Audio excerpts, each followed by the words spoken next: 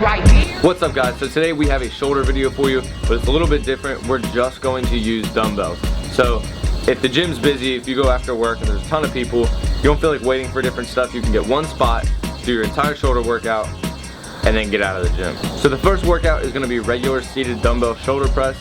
So what we're gonna do is we're gonna do 5 reps, then jump 10 pounds, 5 reps, then jump 10 pounds, and keep doing that till we can't get 5 reps of a weight, or we just get 5 reps. I knew I was gonna top out around somewhere at 80 or 90 without a spotter, because the first rep is the hardest. I couldn't even do 90 without a spotter, so I stopped after I did 5 reps of 80. But I started with about 40. You wanna cut it, whatever you're gonna be doing in the end, you kinda wanna cut it in around halfway. And you're gonna go through each of those, you know, 5 reps, 50, 5 reps, 60, 5 reps, 70, 5 reps, 80. Then I'm gonna go back down through every weight that I use, and I'm gonna burn out. So just do as many reps as you can. You might be able to get more than 5, you might be able to get less than 5 because your shoulder's already tired. But try to get as many as you can. Shoulder press being the first exercise, it's probably gonna take you the longest amount of time doing this kind of rep scheme. So it's probably gonna take you anywhere from 30 to 45 minutes if you're doing just a moderate break in between each one. But next we're gonna jump into all of our delt raises. So we're gonna start with posterior. And we're gonna do 10 to 12 reps, and we're gonna do 5 to 6 sets. And whatever you do for your posterior, which is your rear delts, is what you're gonna do for your lateral and your anterior. But first we're starting with posterior. So what you're gonna do is you're gonna take some dumbbells, whatever weight you think you can do, 10 to 12 reps, and you're gonna wanna lean over, bend your knee slightly, lean over, keeping your back completely flat, and you're gonna have the weights in front of you, and you're gonna wanna bring them out at like a 45-degree angle. You're not gonna wanna go straight out to the sides like this, and you're not gonna wanna go straight back like this. You're gonna wanna kinda go at an angle. And really try to hold at the top for even like a half second or a second, just to really squeeze the muscle. And like I said, 10 to 12 reps, 5 to 6 sets, and then jump into lateral.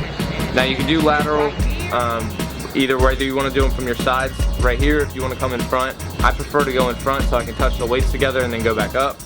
And I personally think, a lot of people will tell you to drop your thumb, but if you look at the way that the lateral deltoid is like positioned on your arm, to get the most contraction of the muscle and to contract it the most and squeeze it the most, is actually with your thumbs slightly pointed up, because the muscle comes down through right here. So if your thumbs are down, it's still kind of stretched out down here. If your thumbs are up, it forces it to squeeze together, and I think you get a better workout in. Same thing with the posterior, 5 to 6 sets, 10 to 12 reps, match whatever you did, the posterior or your rear delts, and that's it for the lateral delts. Next we're gonna go to the anterior delts, which is your front delts, and we're just gonna come straight from the side. Some people like to rotate them at the top. I personally just keep them however I have them. The main thing you wanna do on this one, you'll see I dropped the weight halfway through because I started rocking too much. And you're gonna do the same 10 to 12 reps, 5 to 6 sets as you did with the other delt raises. But whenever you're doing it, you know, you'll see from the side, if you're doing too heavy a weight, you'll start to rock your lower back. Then you start to rock your shoulders back to lift the weight up. And instead of just being able just to use all your front delt and just lift the weight up, and that's what you want.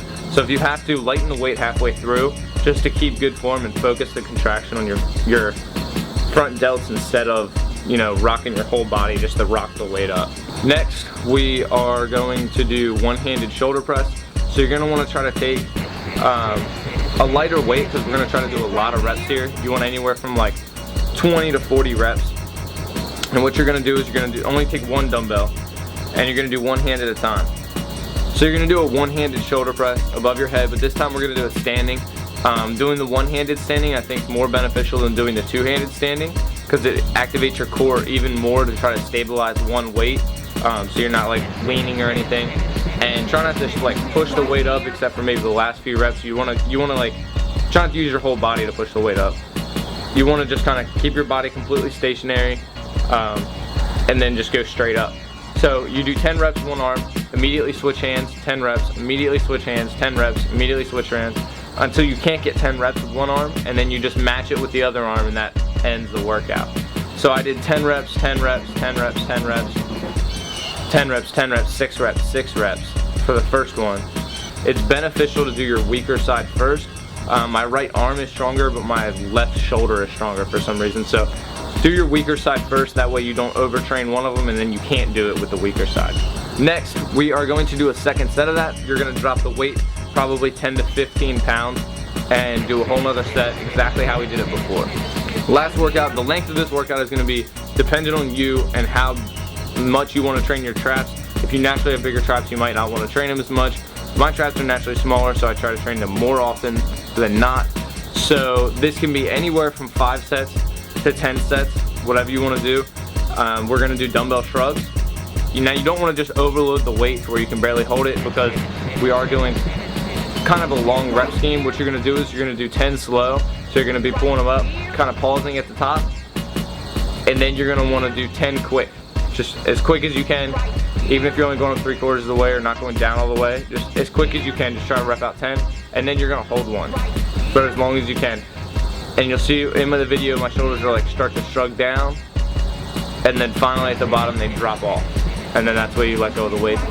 And you can do anywhere from 5 to 10 sets of this. And this is going to be our final workout, so it could depend on how much time you have to. So just whatever you think your traps need, do that. And whenever you're doing this, make sure you're not like using your calves and using your whole body to kind of throw it in there. You want to keep your legs tight. You want to keep your glutes tight. Keep your chest puffed out a little bit. Keep your whole body should be tense, just to hold form and to hold structure. So the only thing that should be moving is just your shoulders. The rest of your body should be completely still. You should just be moving your shoulders. Except maybe, you know, if you're doing the 10 reps and then the 10 reps of the quick, the last few quick you might start to lose form a little bit, and just to get it up to hold it. That's okay, but don't do all of your reps like that. If that is the case, just drop the weight. There's no shame in doing less weight to get a better workout.